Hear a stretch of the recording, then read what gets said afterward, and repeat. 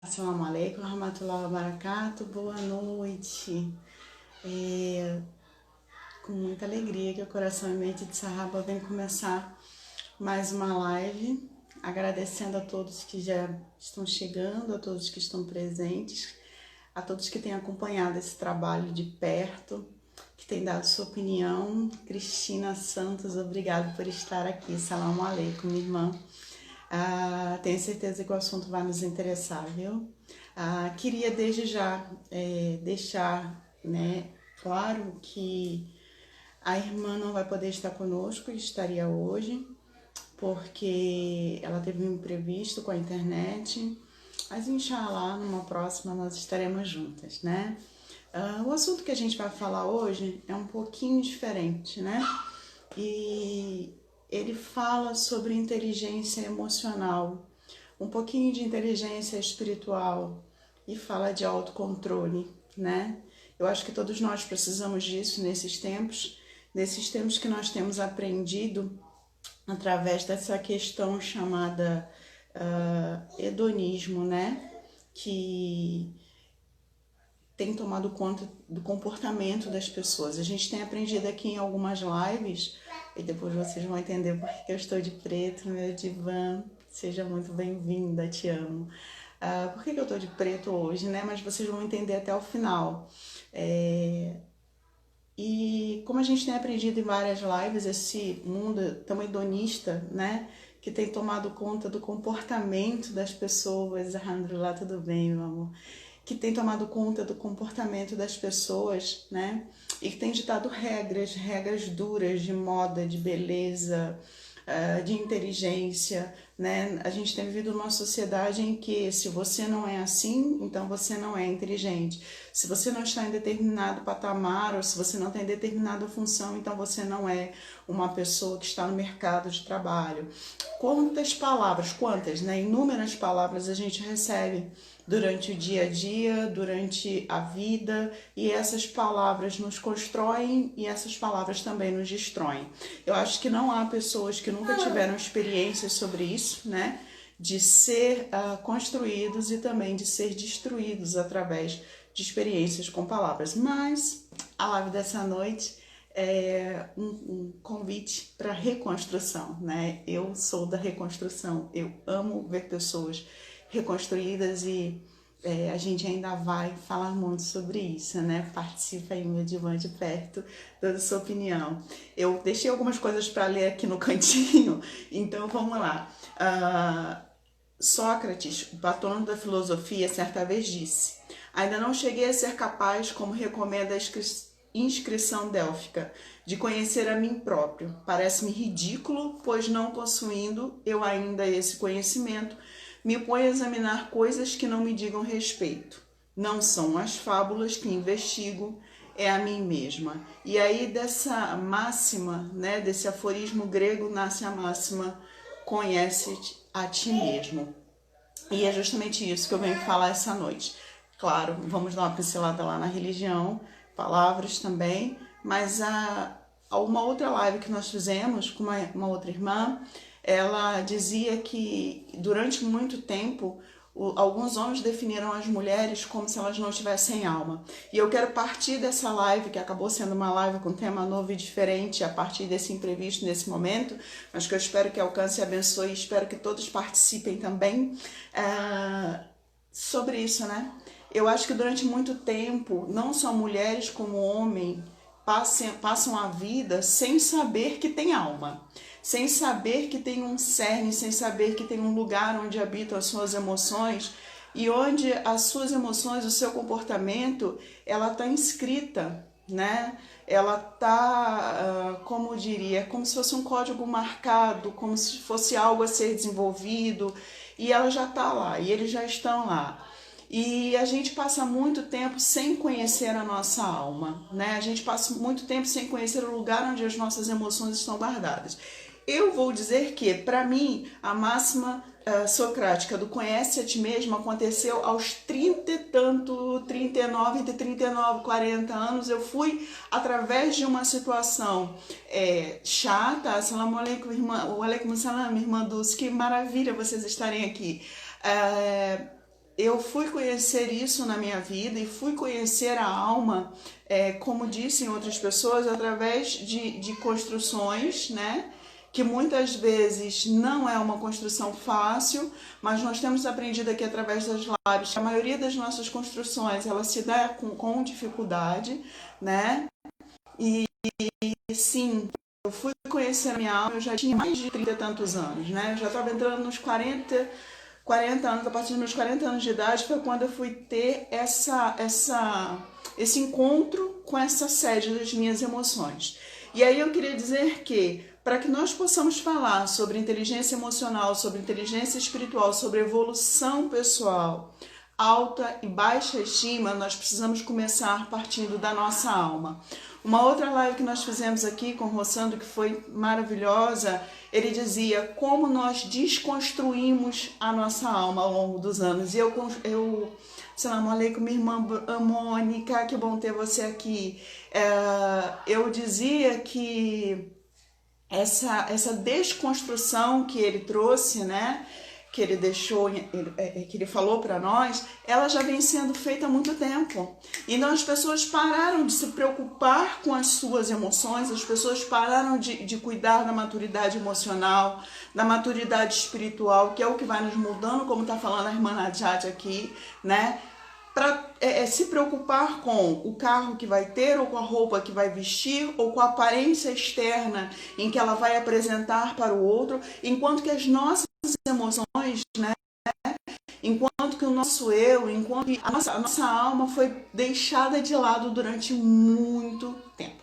Então, o primeiro caminho a primeira parte dessa live que eu quero deixar essa noite junto com as irmãs e com todos que estão aqui precisamos conhecer a nós mesmos. Somente quando nós conhecemos a nós mesmos, e isso a gente só conhece quando a gente conhece a nossa alma, é que a gente vai conseguir evoluir como pessoa, é que nós vamos conseguir evoluir como ser social, é que nós vamos conseguir evoluir para fazer parte de uma sociedade que realmente seja mais sã e um pouco menos doente do que nós estamos vendo. E de que forma isso pode vir a acontecer, né? E aí eu separei aqui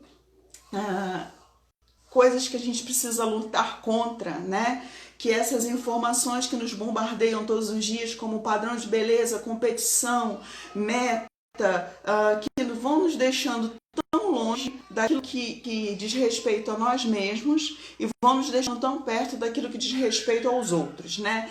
A gente vive travando um padrão de beleza com a outra pessoa que está do seu lado.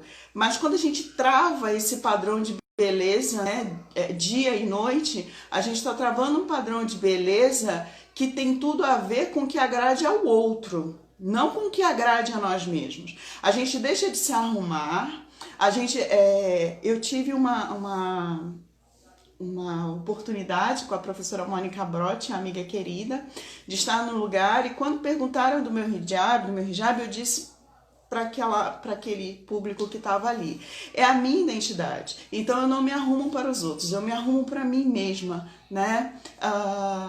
E quer que as pessoas... eu quero, que se você quiser entrar, eu quero, vai me ajudar muito. Sejam bem-vindos os que quiserem entrar, eu vou ficar muito feliz.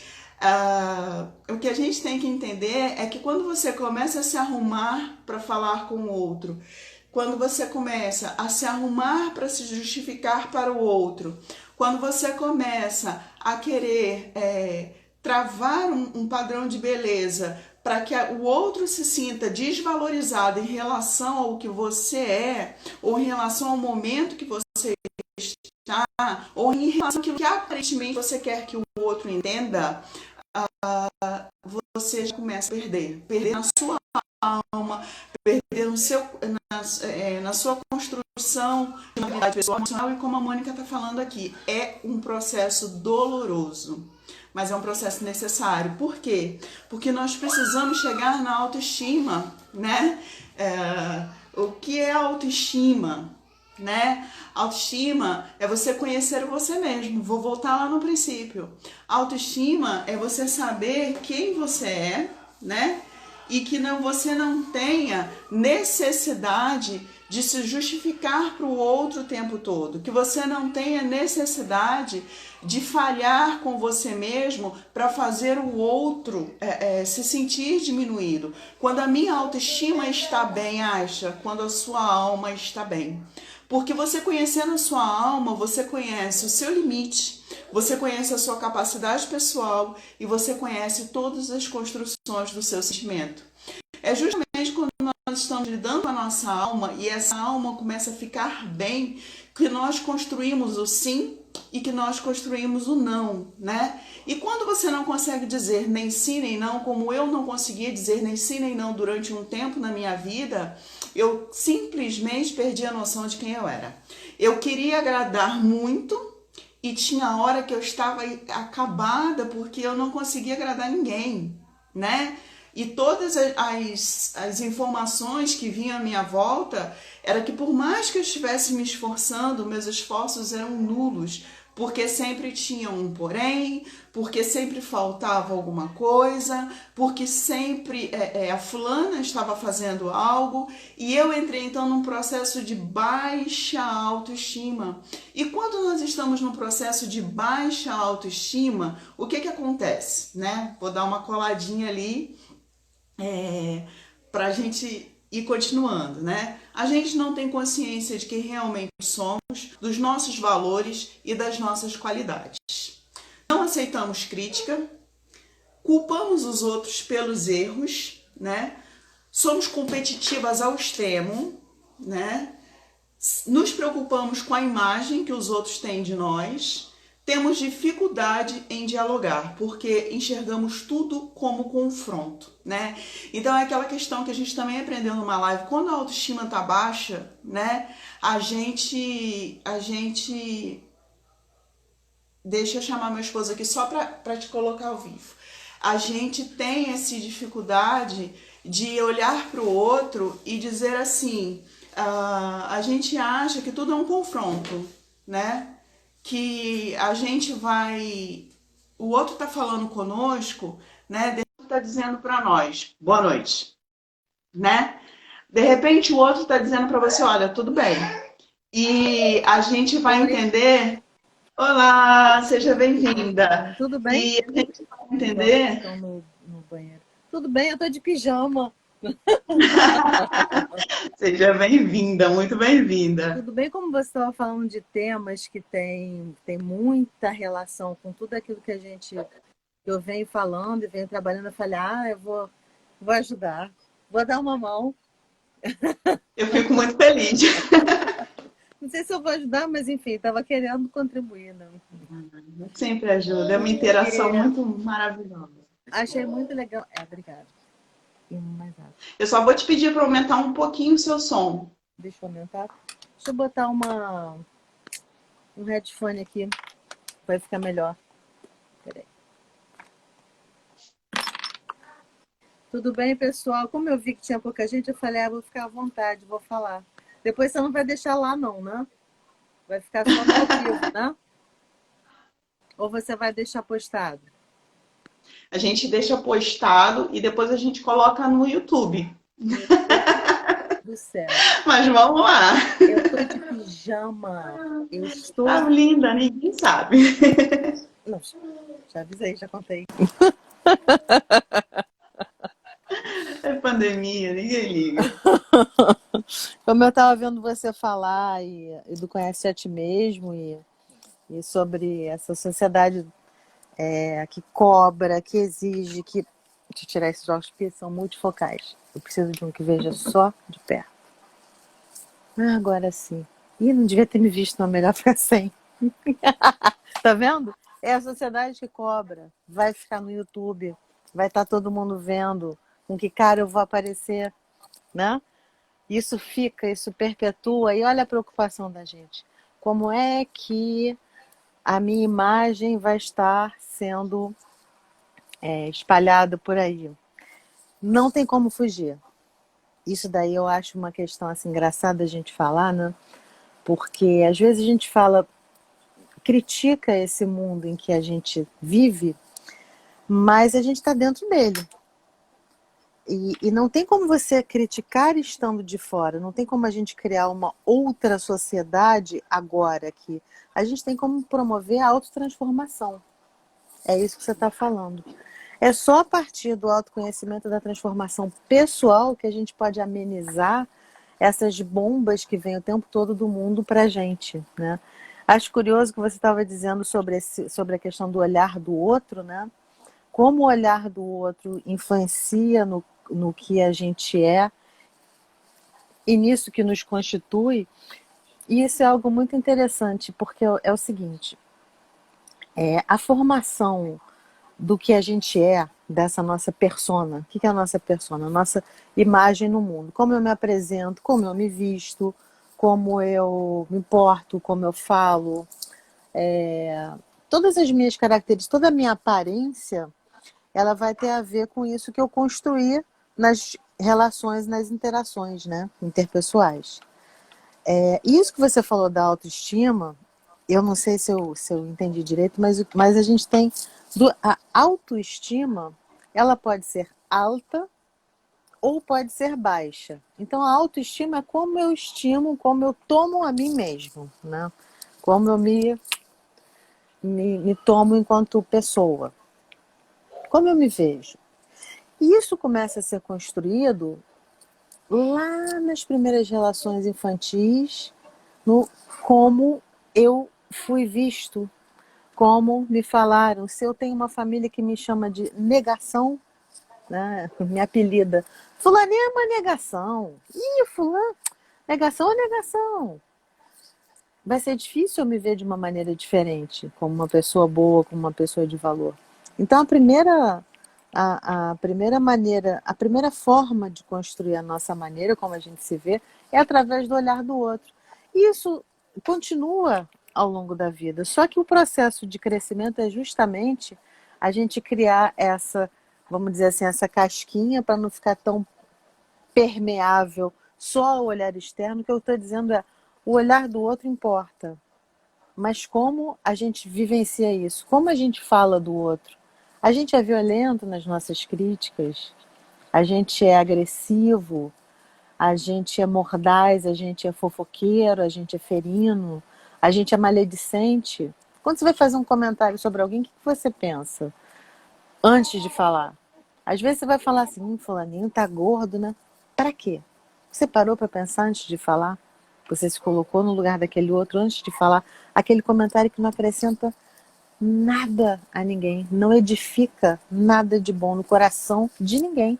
Nem de você que fala, nem do outro que escuta, nem do outro que tá gordo. Então é o autoconhecimento que vai tirar a gente desse buraco. Eu tô contigo nisso aí. Vamos para Sócrates, porque é só estudando, é só um exercício diário de evolução pessoal que vai tirar a gente desse buraco. Sinceramente, E a né? gente não tem como sair desse buraco sem confronto, né? Não sei, depende. O que você está chamando de confronto? Sem olhar a realidade Aham. e aí nos escondermos com medo de críticas, com medo de palavras que muitas vezes não vêm para construir, mas para desconstruir um pouco mais, né? Uhum. A gente acaba que a gente tem que sair da caverna para ver o mundo lá fora e Entendi. fazer um confronto talvez a partir de nós mesmos, né? Confronto nesse sentido de enfrentamento, que você quer dizer, né? De Quer dizer, a gente tem que enfrentar essa realidade. É muito difícil, não é fácil.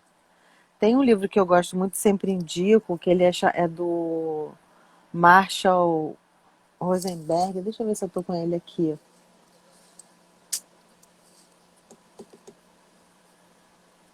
Não, aqui não.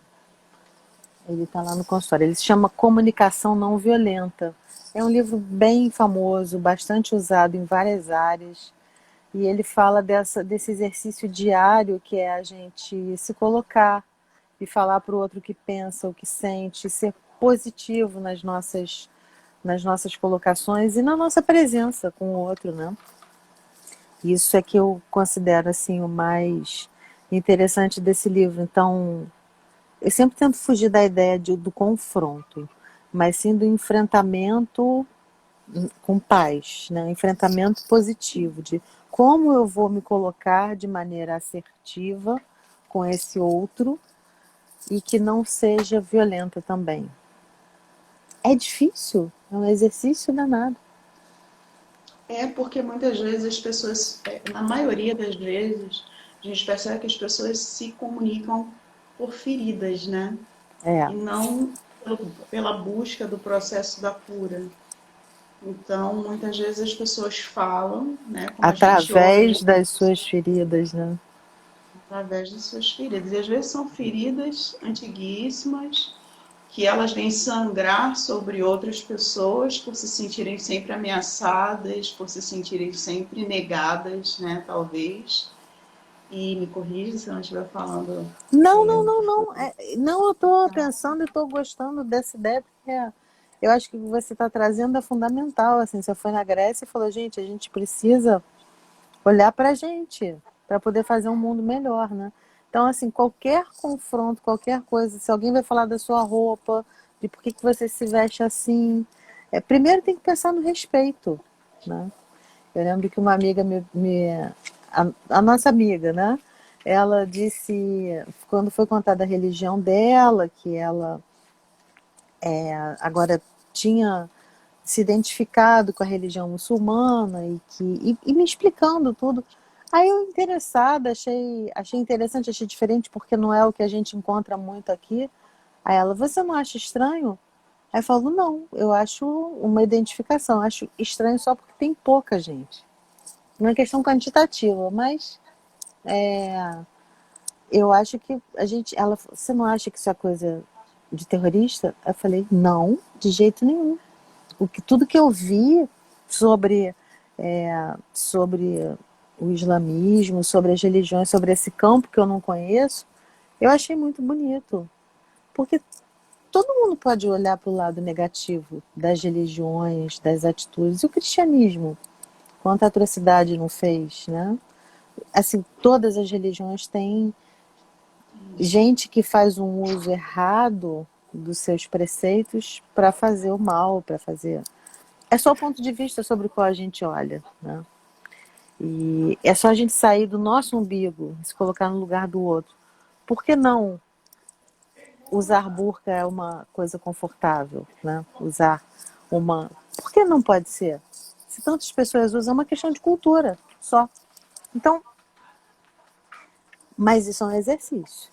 É mais fácil para mim, porque sou psicóloga, porque eu tenho um treinamento para não ter preconceito e não olhar para as pessoas sobre um ponto de vista já pré-concebido.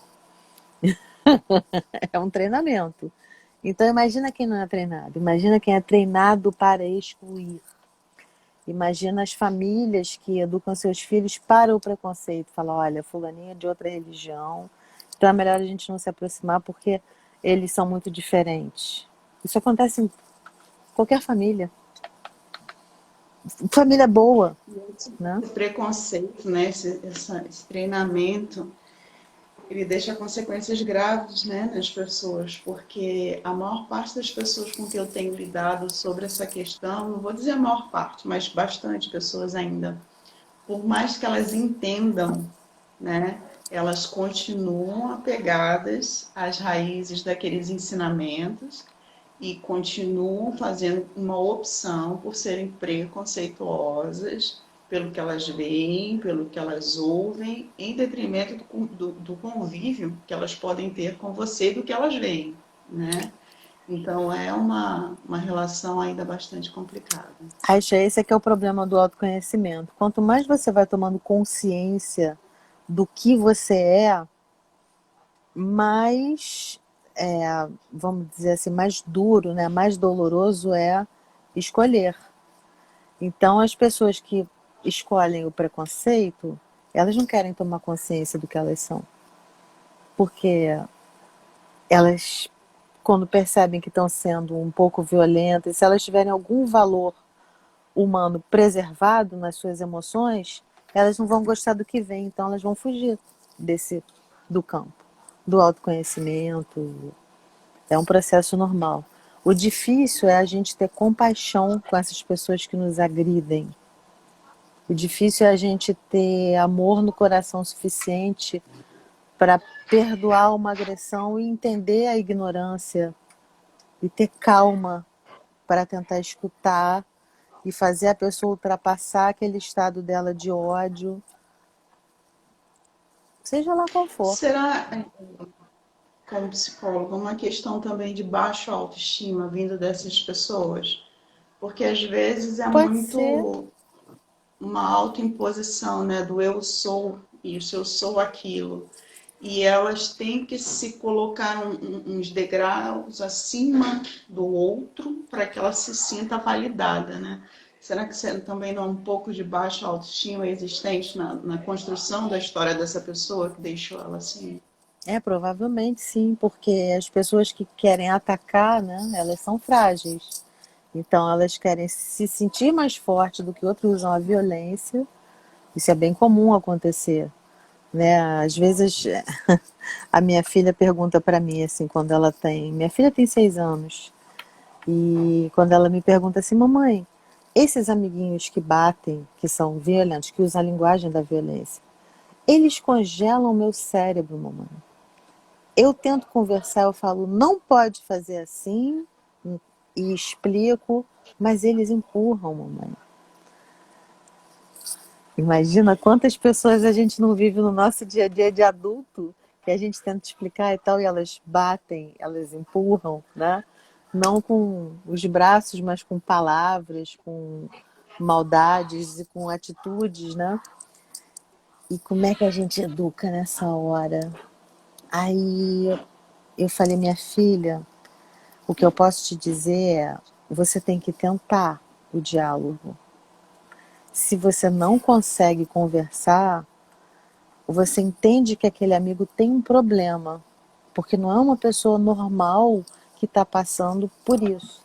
Ela não está normal, ela não está vivendo um momento de sua plenitude enquanto ser humano, ela está com problema.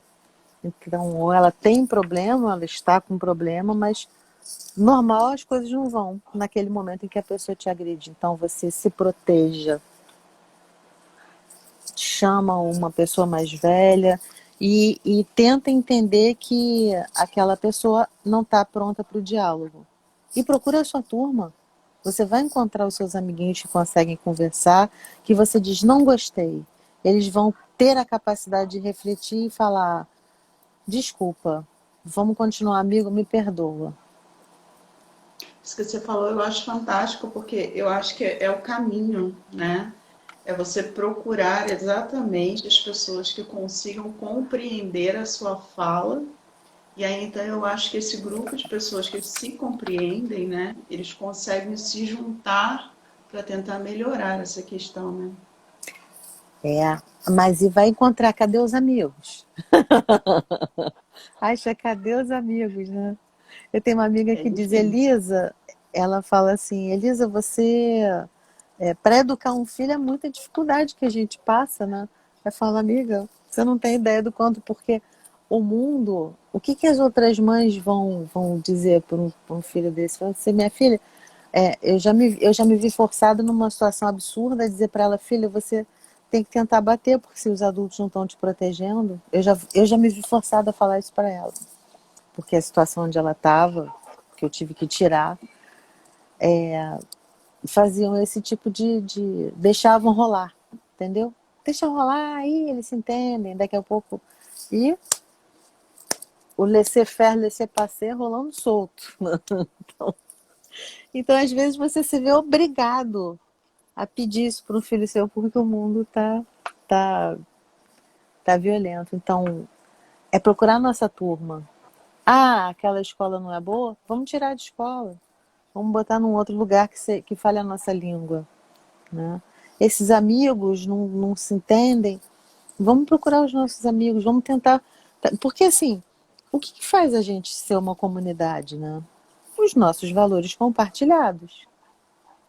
Comunidade que eu estou falando de amizade, de religião, de propósitos. Quais são os propósitos que a gente tem juntos, né? Então, o que faz a gente estar junto é justamente os valores que a gente compartilha.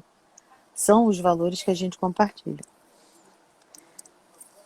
E é isso que eu tento passar para ela. E é engraçado que eu vejo que às vezes, até mesmo no consultório, né, com os pacientes, as pessoas falam, elas querem impor o certo ou o errado aos seus familiares, às suas. Não tenta impor nada a ninguém. Vive o seu certo com a sua turma. O que a gente vai fazer? Se todo mundo pensasse assim, já pensou? Todo mundo pensa assim. O meu direito acaba onde começa o seu. Aqui na minha casa é engraçado. Eu moro num prédio. E aí a gente botou uma mangueira de água na varanda. Não tinha. Quando fizemos uma pequena obra no apartamento, aí botamos uma mangueira de água. E minha filha gosta de brincar de a gente ficar molhando ela, molhando planta. Molhamos as casas dos vizinhos embaixo. E aí a vizinha de baixo, que é minha amiga, me falou, Elisa, pelo amor de Deus, tem uma cachoeira aqui na minha casa, o que você está fazendo? Eu botei roupa. Eu falei, misericórdia, o que eu fiz? Eu molhei a casa de todo mundo. Ela falou, a vizinha embaixo de mim deve estar furiosa. Aí eu liguei para ela, aí ela falou, deixa eu ver se molhou ou não. Tinha molhado também, molhado as roupas dela. Eu falei, olha, me dá que eu vou lavar. Me dá que eu vou lavar tudo de novo, porque ela pendurou, né? Botou naquele varalzinho assim que você põe, porque estava sol, era um dia de sol. Eu falei, eu resolvo isso. Ah, não precisa, foi pouquinho e tal. Eu falei, a água era limpa, mais ou menos limpa. Aí ela falou, não tem problema. Aí passou isso, eu liguei para debaixo dela, que eu falei, cara, deve ter molhado até o céu, né? Até o céu não, até o mundo no centro da Terra, de tanto que foi água. Aí ela me disse, é sua filha brincando? Ah, não tem problema não, molhou um pouquinho aqui, mas eu não vou falar nada porque a sua filha está brincando. Aí eu falei para ela, de jeito nenhum, a felicidade dela não pode ser a sua tristeza. Para ela se divertir com a água, você não pode ficar triste com a sua varanda molhada. A felicidade dela tem que acabar no momento em que ela vê você triste. Ela não pode deixar você triste. Entendeu? Eu expliquei isso para ela. Ela falou, mas nem todo mundo pensa assim, né? Eu falei, mas a gente tem que pensar. Então eu estou tentando ensinar isso para ela. Mas ninguém nem liga. A maioria das pessoas nem liga para isso. Mas é o nosso trabalho, né? O trabalho de mãe, de família, é passar esses valores. E aí é que entra a questão da autoestima alta ou da autoestima baixa. A autoestima alta, eu me considero e eu considero o outro. Né? Eu não acho que eu tenho que me impor e pisar no outro para ser feliz. Mas é difícil. Essa ideia é uma ideia de amor. O amor, ele não é... O eixo do amor não é de cima para baixo ou de baixo para cima. O eixo do amor é a comunhão, né? É o círculo, é todo mundo no mesmo plano. A gente não está falando de hierarquia, a gente está falando de comunhão. Né? É difícil enquanto o homem não se pensa como sociedade, né? Talvez enquanto nós continuarmos perpetuando essa ideia de divididos pela religião, divididos pela classe social, divididos pela cor, né, pela etnia, divididos por qualquer motivo que eu ache justificável, né? E aí eu acho que entra esse impacto no dia a dia da gente reconhecer que as pessoas se dividem muitas vezes para se esconder, né? Atrás desse processo de baixa estima ou de autoestima elevada demais também, que é um problema. Mas você sabe uma coisa engraçada? Que se a gente compara assim, comportamento humano com comportamento animal, se a gente usa lá a etologia, os estudos primeiros que comparam os grupos de bicho com os grupos humanos para a gente tentar se entender, né? Assim, da onde vem o nosso comportamento? Porque o macaco tem isso. Né? Você está numa gaiola, dá uma tarefa para os dois macacos, sei lá, tem que puxar uma grade para poder abrir uma porta e eles só conseguem fazendo isso os dois juntos. Se eu dou para uma uva gostosa, assim, e se eu dou para o outro uma castanha dura e ruim pra caramba, o macaco fica revoltado, ele protesta. Ele grita, pô, como é que eu ganhei essa uva aqui? o outro ganhou essa uva boa, eu ganhei essa porcaria. A gente fez, eles ficam revoltados. Então, assim, a hierarquia e as formações de grupos e o comportamento de comparação, isso vai acontecer em qualquer animal. Mas e a nossa consciência? Fica onde? A gente que é supostamente bicho mais evoluído consciencialmente, cerebralmente, vai para onde? A nossa consciência. Deixa eu ver aqui o que o pessoal... não, que eu estou vendo que o pessoal está escrevendo, né? Tarararã. O atentado do Charlie Hebdo, né? É um livro que ela tá. É. Muito bom, muito bom. A gente tem que pensar sobre essas questões assim, o tempo inteiro e entender que se a gente, até enquanto bicho, vai ter divisão e vai ter comparação uns com os outros, e quanto bicho evoluído, a gente faz o que com isso? E enquanto ser de consciência elevada e de espiritualidade elevada, a gente faz o que com isso? Com essa necessidade animal de comparação e de se sobrepor ao outro. A gente domina esses sentimentos.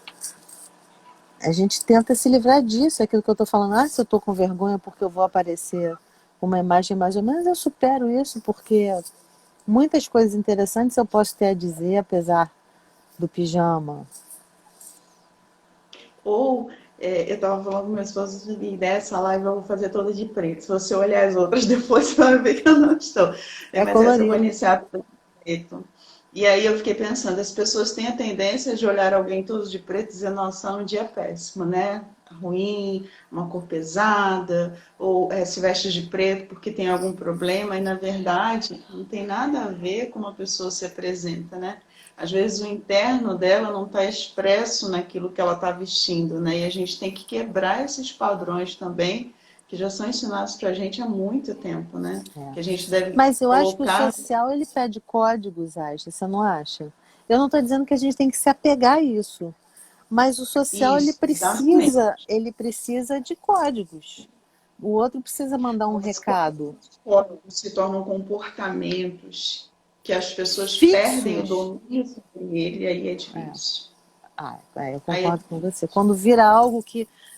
quando a persona domina o interior do sujeito, ali já era, né? Se você... É que nem assim, como é que você vai sinalizar para o outro que você está triste, não quer muita conversa, passou por uma situação difícil? Você fica mais de cabeça baixa. Não é uma coisa programada, você se comporta assim naturalmente, mas se nós tomarmos isso como uma regra, né, a pessoa que está de cabeça baixa, está corcunda, está com uma roupa mais escura, será que ela está triste? Então, vai ser difícil, mas eu acho que os códigos sociais fazem parte. A gente está negativizando muito a vida só se fixando nos códigos, né? E tomando eles como algo imutável, né? Preto é luto, não sei o que, não sei o que. são Você umas fez para crenças que quebrar, podem né? ser limitantes, né? É isso, é isso que a gente não pode ter. É isso que a gente tem que... A gente tem que usar os códigos sociais para viver melhor e não para ficar preso, não para se aprisionar. O Instagram não nos perdoa no tempo, né? É. Então, eu quero deixar agora com você para você fazer um apanhado desses padrões de pensamento, né?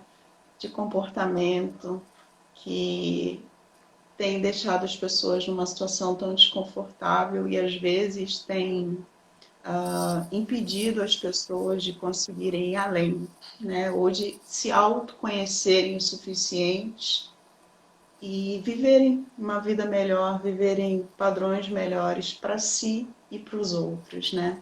Como é que a gente pode melhorar esse período para quem está com uma baixa autoestima? Queria que você deixasse seu contato, seu endereço, dizer que Foi um presente de ela ter Para mim também. falado, maravilhoso. E eu já deixo o espaço aberto se você quiser voltar para a gente falar de outros Claro, temas. outras vezes, como você tinha me convidado, eu falei, vamos, claro, a hora que você quiser. Nós não nos falamos, aí eu falei assim, tem pouca gente, eu vou conversar com ela agora, olha só. Tá só nós duas Então, aqui. foi ótimo, a gente Não, já começa. Mas não, aqui estávamos é. nós duas e mais duas pessoas amigas. Aí depois foi entrando mais gente. É, Então, mas eu queria é você o que deixar eu, esse resumo. é o que eu vejo que nós temos que pensar é o seguinte. No mundo de hoje, no mundo da isso daí é um tema para a gente pensar numa próxima. Na velocidade com que nós somos expostos a tanta informação, e informação que vem sob forma de imagens. Nós não temos informação de texto, a gente não para pensar no que a gente está lendo, a gente não lê, a gente vê e a gente ouve. É sensorial o negócio, assim, pá, pá, pá, pá. É só imagem, é só sensação, não é cognição. Então, sensação é o que vem pelos órgãos do sentido e não passa necessariamente pelo nosso julgamento. Então, a primeira coisa é a gente tentar perceber o quanto eu suporto de entrada de informação na minha cabeça, nos meus olhos e nos meus ouvidos durante um dia. Então, será que eu posso diminuir, filtrar um pouco essa quantidade de coisas que eu não vou dar conta dessa quantidade de informação que eu recebo? Isso é uma forma de você começar a se proteger. E a outra, é, a partir dessa observação de o que me faz bem, o que me faz mal, será que eu posso acreditar em tudo isso? O que a gente não deve fazer nesse mundo, nessa sociedade de tecnologia, de informação e comunicação veloz e impossível da gente digerir, é assim, o que eu quero? O que me interessa? Quais são os assuntos que me interessam? Porque se você abre uma rede social, você vai ver um mundo de coisas que vão te chamar a atenção. Mas o que me faz bem? Aí entra o autoconhecimento. O que para mim constrói alegria e dá sentido à minha vida? Isso é uma pergunta que a gente tem que se fazer. O que dá sentido à minha existência? Quais são as coisas que eu vou passar para os meus filhos que fazem sentido? Então, quando eu educo a minha filha dizendo para ela, filha, a tua felicidade não pode ser a tristeza do outro. Para você ser feliz, o seu vizinho tem que estar feliz também. Não pode ser assim. Então, né, você não pode não se importar com o outro. Você tem que se importar com quem está ao seu lado. Isso faz sentido para mim? Isso me faz alegre? Sim. Quem pensa assim também? O que eu leio que me faz pensar assim também? Eu fico vendo programas que tem pessoas egoístas brigando. Eu, eu gasto meu tempo com isso. Isso não faz sentido para mim. Então eu não vou ver. Eu vou procurar coisas que façam sentido. Isso daí já é o primeiro caminho para o autoconhecimento eficaz. É o que edifica na minha vida? O que me faz falar assim, cara, isso tem a ver comigo. Isso aqui tem a ver comigo. E aí você vai seguindo aquele caminho. Eu acho que é o primeiro passo. É uma primeira coisa, né? É o primeiro ponto. É isso, eu acho que o autoconhecimento ele começa quando a gente percebe o que é meu nisso aqui que eu estou vivendo e o que não é meu. A que eu me exponho? Como posso me proteger do que eu não quero, mas que faz parte do mundo? São perguntas que a gente deve guardar e se fazer. É importante não se expor a tudo, nem tentar agradar a todos. Isso é Mas quando a com gente se conhece, respeito, né? Com respeito ao outro, né? Foi lindo. Quando você começou a falar ali do Sócrates, eu falei assim, cara, esse é o caminho, né? Esse é o caminho, é a gente buscar esse autoconhecimento para poder viver nesse mundo. Senão a minha baixa autoestima pode ser o motor para atos de violência. Ou a minha muito alta autoestima pode ser também um distanciador social. Que medida boa é essa? É isso que a gente deve buscar. Lembrando sempre que o amor, ele não está num eixo Y. Ele não está nas relações de poder, ele está nas relações de comunhão. Elita, muito, muito, muito obrigada. Nossa, Obrigada, muito meu amor. rápido. Instagram com Quando esse vocês tempo. quiserem conversar mais, o meu site é o www.meudivãoonline.com.br e o Instagram é o Meu Divã Online, o YouTube também, Meu Divã Online. Estou sempre aberta, sempre faço vídeo, eu indico filme. É legal. Eu vou adorar que a gente troque ideia sempre. E Eu gosto. pode ter certeza que nós vamos nos ver mais Pessoas vezes. que nem você que estão aí para construir são pérolas, são joias raras que a gente tem que cultivar. Lembra aquilo? Cadê quem é meu amiguinho no mundo? Pô, fulaninho fala mais ou menos a minha língua. Vamos conversar mais? É isso. Sabe que a nossa amiga querida deu um livro para o meu filho assim que ele nasceu. Aham, Quando eu fiz 15 anos, era moda, todas as aham. moças que faziam anos ganhavam esse livro, né? Ah, é? E eu confesso que é um livro que marcou muito minha vida. E um deles se chamava A Marca de uma Lágrima e o outro se chamava O Pequeno Príncipe, né? Aham, Mas aham. a marca de uma lágrima era justamente o autoconhecimento, né? E 8h53, e eu lembro que a Mônica está dizendo, podemos fazer juntas, vai ser um Vamos. prazer. E essa questão desse livro era justamente me marcou muito porque essa jovem ela dizia, na verdade era uma adolescente ainda, e ela dizia: eu me sinto em liquidação quando eu entro na loja. Quando as pessoas me olham, parece que eu estou em liquidação. Nossa. E isso fazia com que eu entendesse que ela naquela fase ela não se conhecia o suficiente, mas ela ficava debaixo do julgamento, do olhar do outro. Então, pela baixa autoestima, ela já imaginava várias coisas, né? E o outro livro era O Pequeno Príncipe, que dizia: tu te tornas eternamente responsável por aquilo que cativas, né? É Foi isso. a atenção, o tempo que gastou com a sua rosa que fez ela especial. Então, Elissa, nesse final, me veio à cabeça esses dois livros agora, Que lindo. falou, depois de tudo que você ajudou a gente a construir essa noite. Muito Ah, meu obrigada amor, eu é que mesmo. agradeço, que foi maravilhoso. Foi o presente da... Eu Meu desejo é isso, né? Que as pessoas revejam como estão de estima, né? Seja ela Uhum. alta ou baixa, que elas consigam um equilíbrio para que elas possam estimar outras rosas, né? Seja família, seja amigo, seja o círculo religioso, o círculo social que vivem, e que a gente consiga se ajudar a construir, a viver, né? E a fazer uma sociedade mais justa e melhor para as pessoas Você disse viverem. tudo. Ah, isso é perfeito. Você sabe que hoje é o dia de São Francisco de Assis, né? Você conhece a oração de São Francisco de Assis? Isso, vovó me criou no catolicismo e é linda, né? Vamos É falar linda. juntas, então, para quem está assistindo a gente? O que eu consegui lembrar, vamos Então lá. vamos. Vamos nos concentrar. Vamos respirar fundo e lembrar dessas palavras tão bonitas e tentar trazer isso para o nosso dia a dia. Senhor, fazei-me Fazer instrumento de vossa paz. nossa paz. Onde houver Onde houver ódio, que eu leve o que eu amor. leve, Onde houver onde houver ofensa, que eu que leve eu o leve o perdão. perdão. Onde houver Onde houver discórdia, que eu leve a que eu leve união. Onde houver dúvida, que eu leve a que eu fé. leve. Onde Onde houver houver erro, que eu leve a verdade. verdade. Onde Onde houver houver desespero, que eu leve a que eu leve a esperança. paz. Onde houver tristeza, que eu leve a Que eu alegria. leve a alegria. Onde houver trevas, que eu leve a Que eu luz. leve a luz.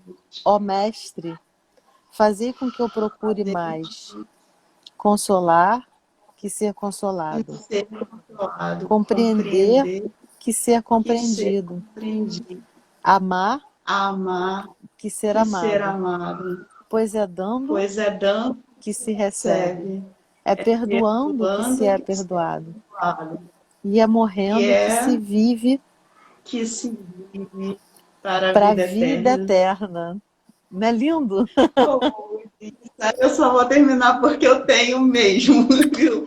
Foi maravilhoso. Muito, muito obrigado. Obrigada. Um Até a beijo. próxima. Tchau, pessoal. Até a próxima.